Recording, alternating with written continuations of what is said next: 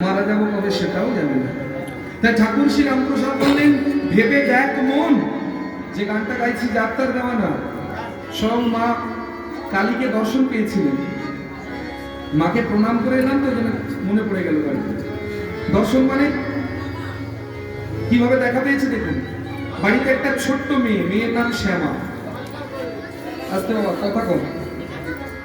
এত সুন্দর পরিবেশ, সকলে এক মনে শুনছে, কেউ একজন কথা বলে সেটাকে নষ্ট করবেন না। বাড়িতে একটা ছোট্ট মেয়ে, মেয়েটার নাম শ্যামা। মেয়েটাকে দেখেছে, মা শ্যামা একবার আসবি, একটু বেড়া দেবো। আর নিজের মেয়ে শ্যামা ঘুমিয়ে পড়েছে। বারবার ডেকে যাচ্ছে, মা শ্যামা একবার আসবি, একটু বেড়া দেবো। মা শ্যামা একবার আসবি, একটু বেড়া দেবো। যখন মাকে এত করে ডাকতে শুরু করেছে, মা মেয়ের রূপ ধরে বেড়া দিতে শুরু করেছে। সেই ঠাকুর শ্রী রামপ্রসাদের লেখা গান এটি। ভেবে দেখ মন, কেউ কারো না। কি বললেন? যার জন্য মরো ভেবে, সে কি তোমার সঙ্গে যাবে? যার জন্য মরো ভেবে, সে কি তোমার সঙ্গে যাবে? যার জন্য মরো ভেবে, সে কি তোমার সঙ্গে যাবে? যার জন্য মরো ভেবে, সে কি তোমার সঙ্গে যাবে? তার জন্য ভেবে আর বিয়ে দিয়ে দিলে স্ত্রী পুত্র পরিবার। আর যখন মারা যাব সেই স্ত্রী পুত্র করবে কি? মরা দেহটাকে, যে বাড়িটা এত কষ্ট করে বানালাম, সেই বাড়ির ভেতরেও ঢোকাবে না। বলে ও যদি বাড়িতে ঢোকে, ওই বাড়ির অমঙ্গল হবে, বাইরে ফেলে রাখবে। আর কি করবে?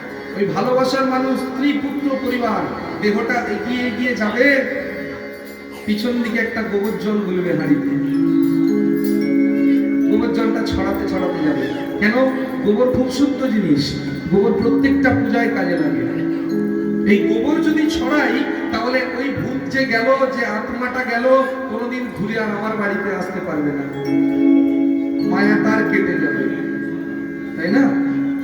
সেই জন্য বললেন, যার জন্য মরো ভেবে, সে তোমার সঙ্গে যাবে না। কি করবে জানো? একটা ওই মাটির মালসায় গোবর জল গুলে, সেই প্রেয়সী দেবে ছড়া, সেই প্রেয়সী দেবে ছাড়া, সেই প্রেয়সী দেবে ছড়া, আর সেই প্রেয়সী দেবে ছাড়া, অমঙ্গল হবে বলে। আর সেই প্রেয়সী দেবে ছাড়া, সেই প্রেয়সী দেবে ছাড়া, অমঙ্গল হবে বলে।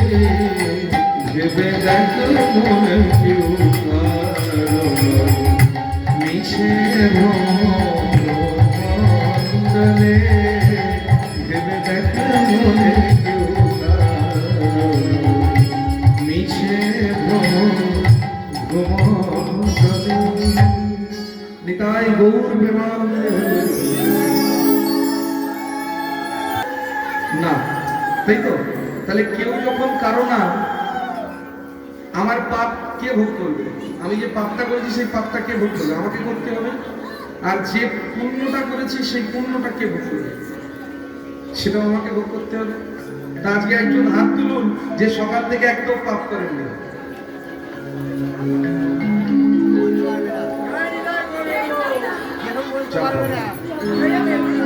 সবাই করেছে। আস্তে আস্তে আস্তে একটা পিঁপড়ের মধ্যে যেই আত্মা যেই প্রাণ আছে, একটা মশার মধ্যে যেই আত্মা যেই প্রাণ আছে, একটা মানুষের মধ্যেও সেই আত্মা সেই প্রাণ আছে। তাহলে আসার সময় 5টা পিঁপড়ে মেরে পাপ করেছে। এবার পুণ্য কে কে করছে? সকলের হাত তোলা উচিত ছিল। ভগবান 9টা ভক্তির মধ্যে প্রথমে কি দিয়েছেন? ভগবানের নাম শোনা, শ্রবণ, কীর্তন। প্রথমে শ্রবণ, তারপরে কীর্তন। প্রথমে শুনতে হবে, আগে ভগবানের নাম মন দিয়ে শুনতে হবে। যতটুকু সময় বসে শুনবেন মন দিয়ে শুনতে হবে, ভগবান শুনতে হবে। তবে মনে মনে ভাবছেন যে এখানে শুধু শুনে চলে যাব, হবে না। আমার আস্তে, এই বছরে একবার হয়তো এখানে কীর্তন হচ্ছে, তাই তো? এরপরে আর হবে না। তাহলে আস্তে আস্তে বছরে প্রথম কীর্তন হচ্ছে, তাই তো? বছরে একবার কীর্তন হয়, তাই তো?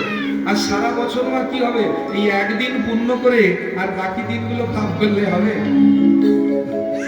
তাহলে ভগবানকে ডাকবো কখন? ভগবানকে ডাকবো কোথায়? শুনবো কোথায়?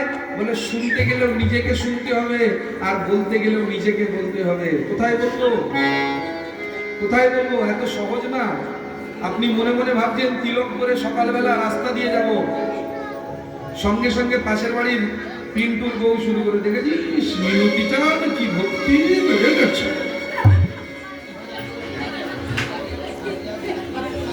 ওমা, ভুল বললাম? আজকে শুধু মনে মনে ভাবছেন আপনাদেরকে বলেছি তা না, আমার বাবারা, ভাইরা, দাদারা যদি কেউ কালকে সকালবেলা তিলক চন্দন অর্পণ করে যায় না, দেখেছিস বিমলটা ভালো ছিল, আমাদের সঙ্গে পান বিড়ি ফুটকা মদ সব খেত, সব ছেড়ে দিয়ে ভণ্ড হয়ে গেল। এটা হচ্ছে হিন্দুদের ধর্ম। তাই ভগবান বলে গেলেন আমাকে ডাকতে গেলে তিনটে জায়গা দিল। তিনটে জায়গা কি কি? প্রথম দিলেন, বলে প্রথমে ডাকতে পারো কোথায়? ভজন করো মনে। তুমি আমাকে মনে মনে ডাকতে পারো। আর যদি মনে না পারো তাহলে চলে যাও ভজন করো বনে, জঙ্গলে চলে যাও। যেই বলেছে জঙ্গলে চলে যাও, বলে আমরা তো সংসার করেছি, সংসারের মানুষ, আমরা সংসারের জঙ্গল, সংসার ছেড়ে জঙ্গলে যাবো কি করে? বলে তাহলে একটা কাজ করো। কি কাজ? না, ভজন করো ঘরের কোণে, দরজা জানলা বন্ধ করে দিয়ে প্রথম প্রথম ঘরের কোণে বসে বসে করতে হবে। এই ঘরের কোণে বসে বসে করতে করতে ছোটবেলায় মা একটা গল্প বলতো, একটা কান কাটা, সেটা চাপা দিয়ে যায়, দুটো কান কেটে গেছে, সে আর চাপা দেয় না। তাহলে প্রথম 3 দিন শুনেছে যে 2 কান কাটা, তারপরে বলে আমার আর শুনে হবে না। তোমার প্রথম কদিন যখন বাড়িতে বসে বসে হরে কৃষ্ণ করবেন না, তখন নিজে থেকেই লজ্জাটা চলে যাবে। ও কে কি বললো জানি না, পরমায়ু তো 60 বছর, 100 যাবো কিনা জানি না, এইটুকু পরমায়ু। ভগবানকে ডাকতে গেলে, ভগবানের নাম শুনতে গেলে কেউ যদি আমাকে কিছু বলে, সেটা অনেক ভালো।